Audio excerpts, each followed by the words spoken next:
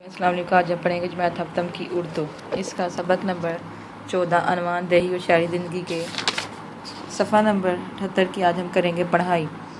دل کی بیماریاں بلڈ پریشر، شوگر اور کینسر وغیرہ شہروں میں زیادہ پائی جاتی ہیں۔ گاؤں کی فضا میں خاص امید کا سکون، اطمینان اور خاموشی ہوتی ہے جو ذہن کو یکسوئی کا مطلب ہوتا ہے اطمینان بخش کر عظیم تخلیقی کاموں کے لیے تیار کرتی ہے۔ وہاں کی فضا میں اطمینان کی دولت ملتی ہے، شہروں میں سکون نایاب ہے، اطمینان اور سکین ناپید ہے۔ ناپید کا مطلب ہے چھپا ہوا۔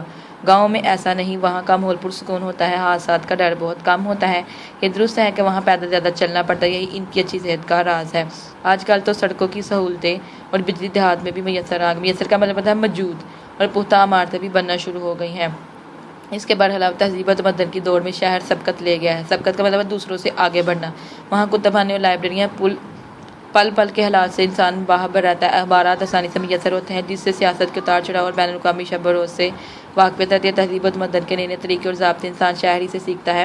اسکولوں، کالجوں، دینی اور ٹیکنیکل درسگاہوں سے زیادہ شہری مستفید ہوتے ہیں۔ اس کے مقابلے میں گاؤں میں عام طور پر ایک پرائمری یا زیادہ سے زیادہ مڈل اسکول ہوتا ہے، کسی گاؤں میں ہائی اسکول بھی مل جاتا ہے۔ آئیے مزید جانیں۔ پاکستان میں تقریباً 50,588 گاؤں آباد ہیں۔ سارے دن کی محنت و مشقت کے بعد گاؤں میں لوگ رات کے چوپال یا کسی ڈیرے میں اکٹھے ہوتے ہیں۔ یہاں وہ ایک دوسرے سے تبادلہ خیال کرتے ہیں۔ تبادلہ خیال کا مطلب ہوتا ہے گفت و شنید کرتے ہیں۔